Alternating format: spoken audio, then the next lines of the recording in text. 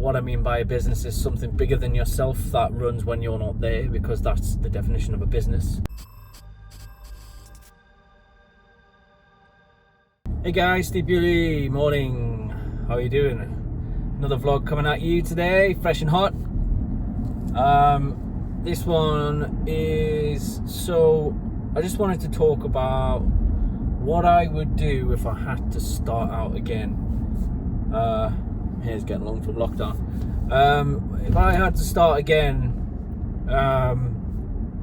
from fresh, coming out of uni or starting out in other means, like coming through the ranks in a rental company, or just basically starting from fresh, not knowing anything, what would I do? So the first thing I would do is get clued up on technology, lighting consoles, what lights are, how to use light, how to affect light, when the cause and effect of lighting things in certain ways, what you need to do in certain scenarios with light, how then the next thing would be looking at and analysing how bands perform on stage, how they move, what spaces they operate in,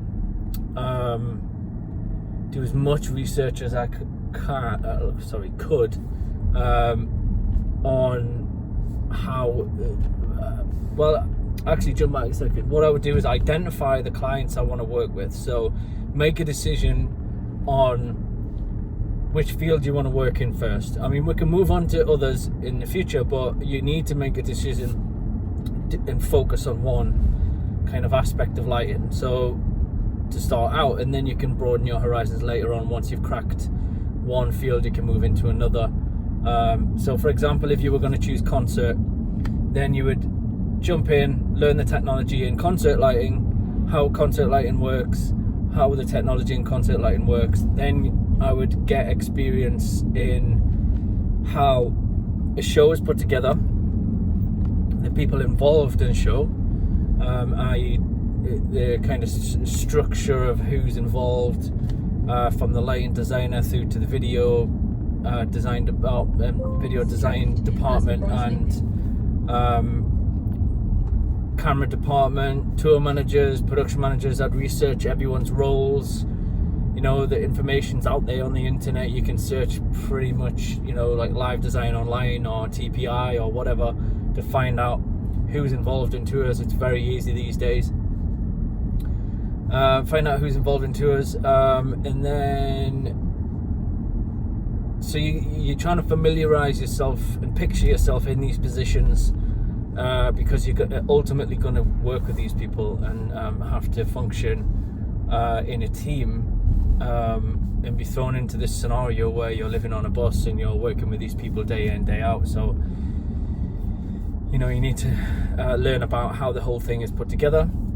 I would learn some people skills, how I work with and deal with people. I would learn how to deal with clients.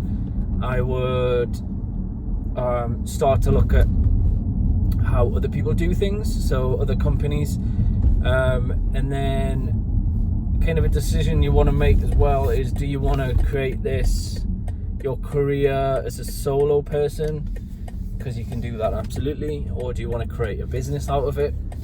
And what I mean by a business is something bigger than yourself that runs when you're not there, because that's the definition of a business. You could be lying on a beach somewhere and the business still runs. Us as Mandylights, that's what we've created, where the business actually runs when we're not here, which is the ideal scenario.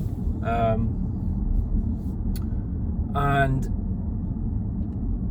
I would learn how to program consoles. I would learn how to, how lights work, how to manipulate light.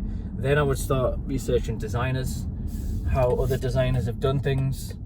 Start just really researching everything, looking at every show, watching every show I could possibly watch.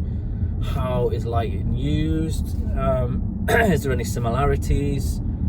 Have a look at how, if you can get into it as close as this, but there's plenty of things on YouTube now of how shows are put together, particular ways they've kind of built things into frames and things like that. You need to get an element of creativity in that field as well, so like it's almost engineering, not down to the nuts and bolts drawing level, but you need to, because a part of your job is going to be to design sort of effective ways of minimizing crew and minimizing transport in how you rig these lights. So pre-rig truss is a great example. You know, I always tend to try to build things into frames or anything that can be quickly put together with minimal crew, because that'll be favorable for your budget. Even if you have to spend a bit of money to get the frames done, it's going to ultimately save a lot of money on the back end, you know, because then it's less transport, you know, train fares, cars, tour buses, hotel rooms, all the other stuff, which is going to help the overall budget, and then it's going to make your tour manager happy. So learn all of that stuff. I would then, once I've done a bit of research and learned a few things, and then I would start to research the market. So again, if it was concert, I would get out there, because you're going to have to build your portfolio and your business reputation. So, you know, the fastest and quickest way to do that is to get out there and just get on the phone, email people. Probably wouldn't send them letters, because that's just a bit of a dead technology these days, but again, it is personal, so you can maybe get someone's attention that way. But you know, if you're coming out the blocks, you're probably gonna have to step into doing things for a low fee or for free in some cases. You know, if you, as I've mentioned in other videos, there's thousands of bands around the world who would love to take an LD to enhance their show, but can't necessarily afford it right now. You know, you could strike up a deal and say, you know, right, okay, I'll come and do your lights for you, I'll research your music, I'll program a fully programmed show, I'll do it for free, but you want some kind of testimonial or recommendation, or record a video, you want to be able to take pictures, you know, in exchange, and, you know, maybe they buy you dinner on a few beers or whatever, you know, in exchange for it. But you need to build your reputation. But once you start getting those clients, they're on the list, then they're on the portfolio, they're on your CV. So once you're kind of building these up, you can do it. And obviously it's not sustainable to do it for free, because obviously you've got bills to pay, I'm sure. But when you're first starting out, that to me is the, you know, there's thousands out there who you could email and just hustle. Get out there, hustle, email as many people as you possibly can, throw enough shit against the wall, something's gonna stick, you know, in that phrase. God, my hair's getting long. You know, get out there and actually speak to people and build your network. If somebody says no as well, don't, you know, that's the worst thing they can say, but it doesn't, if they say no, follow up with them again in 6 months, and then they might say yes. The timing might just be wrong. So, you know, always keep your contact list, put them in a spreadsheet, people who you've contacted, follow up with them again in a few months' time, because tours are being released constantly. Especially if it's tour managers who you're contacting, then tour managers are going to move around a lot. They're going to work with different bands. So when you contact them for a specific band, if you follow up with them again in 6 months, they might be with a completely different band who are embarking on a, you know, a new album campaign. So they might be willing to take you on like straight away. So, you know, always follow up. Follow up's the key. And there's thousands and thousands out there. Another, you know, how to do this and how to identify bands that are out there. I mean, you'll have to get into here early, but there's bands who are going to be on festival bills. That information's fairly straightforward out there quite early. Some festivals not so much, but You know, it's quite easy to go out and research which bands are going to be releasing albums next year. You know, it's very easy. There's apps called Songkick, who, when you know, you can set it up with alerts where bands can then when they release concerts, they it gives you a notification, so you could find out who's involved, send them an email. There's multiple ways to contact management. I'll do a video on how to find managers, details, how to find people's email addresses and things like that. And yeah, it's really, that's basically it. And then once I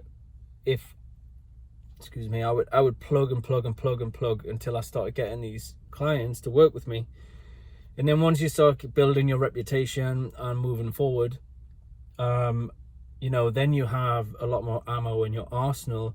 So when you want to go after some slightly bigger clients who will pay you, you can say that you have all of this experience, you have a lot of examples of people who you've worked with before, and then, that makes the whole process a lot easier and a lot more slicker when you're dealing with bigger clients. So, and then as you go, as you start working with bigger clients, then your reputation grows.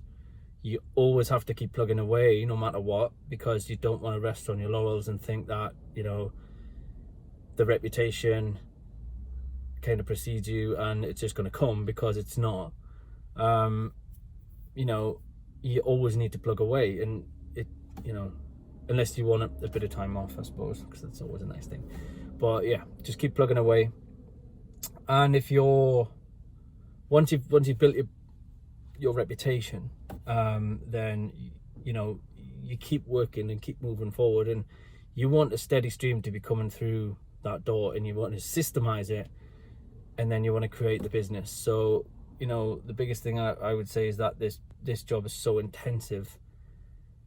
I've spoke to a lot of older guys in the industry over the years, and they've all kind of said a similar thing, which was like they wish they'd foreseen the fact that they were going to have to be involved until they kind of stopped. So once they stop, the money stops. So you have to build into your, look at your whole situation. Are you using this as a means to buy other things in other areas like property or whatever?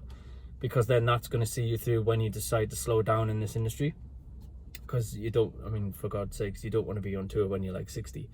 So once you've kind of done that, you need to be thinking about the future and how you're going to be able to step away, and hence starting the business side of things. So, and you need to be really mindful of that. And, you could use this as a bridge into something else, but I would say the biggest piece of advice is to look at it, and your situation is going to change around throughout your whole life.